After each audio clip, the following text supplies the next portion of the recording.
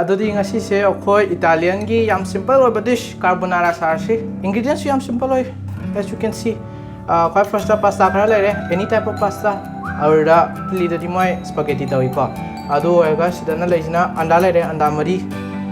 ꯊꯨꯝ ꯂꯩꯔꯦ black paper ꯈꯔ ꯂꯩꯔꯦ ꯆꯤꯀꯟ ꯈꯔ ꯂꯩꯔꯦ ꯆꯤꯀꯟꯗ ꯆꯅꯝ ꯈꯔ ꯂꯩꯔꯦ ꯆꯅꯝꯁꯤꯁꯨ ꯃꯆꯥ ꯃꯆꯥ ꯑꯣꯏꯅ ꯁꯣꯏꯔꯒ ꯂꯩꯔꯦ ꯆꯤꯖꯁꯨ ꯂꯩꯔꯦ ꯆꯤꯖꯁꯤꯁꯨ ꯃꯣꯏ ꯑꯦꯅꯤ ꯇꯥꯏꯞ ꯑꯣꯐ ꯆꯤꯖ ꯇꯧ ꯌꯥꯏ ꯑꯗꯨꯗꯤ ꯆꯤꯀꯟꯁꯦ ꯍꯥꯟꯅ ꯈꯤꯇꯪ ꯑꯆꯧꯕ ꯕꯣꯜ ꯑꯃꯗ ꯍꯥꯞꯄꯔꯒ ꯁ꯭ꯄ꯭ꯔꯦꯗ ꯑꯥꯎꯠ ꯇꯧꯔꯦꯅ ꯑꯗꯨꯒ ꯁꯤ ꯃꯊꯛꯇ ꯊꯨꯝ ꯈꯤꯇꯪ ꯑꯗꯨꯝ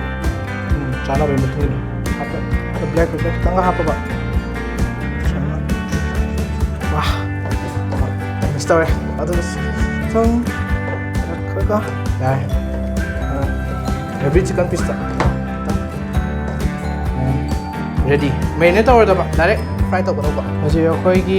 ꯌꯦꯔꯨꯝ ꯃꯔꯤ ꯂꯧꯔꯅꯤ ꯌꯦꯔꯨꯝ ꯃꯔꯤꯗ ꯊꯨꯝ ꯈꯤꯇꯪ ꯍꯥꯞꯄꯅꯤ ꯑꯗꯨꯒ ꯑꯗꯨꯒꯤ ꯃꯊꯛꯇ black pepper ꯈꯤꯇꯪꯒ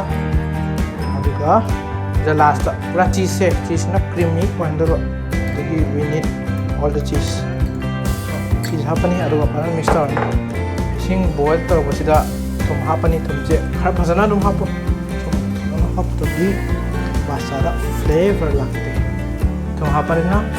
पास्ता की पैकेट की मतुंगिना क्या हापनो क्या कुछ थमदनो पास्ता की पैकेट की मतुंगिना पास्ता कुछ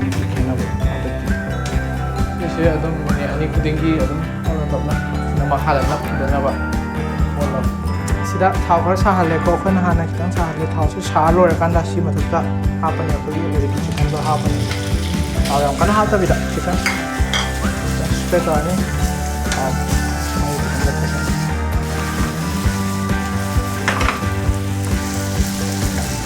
this now is called raffoissing. You have to keep it like that for about 20 minutes because we need the chicken soft but not hard but not sida chanamga chanambo happen 시세 미니 군목 로 프레임다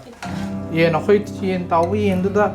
거기 호지기 파스타 어케나 미트라게 쿡토보도 아주 하퍼니 저 그다래 프레임다 약간 사한다 비도 하나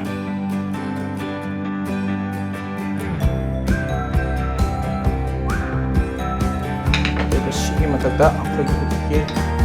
얘는 좀 믹서다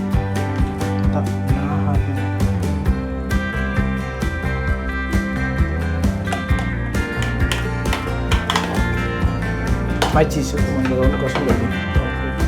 so punta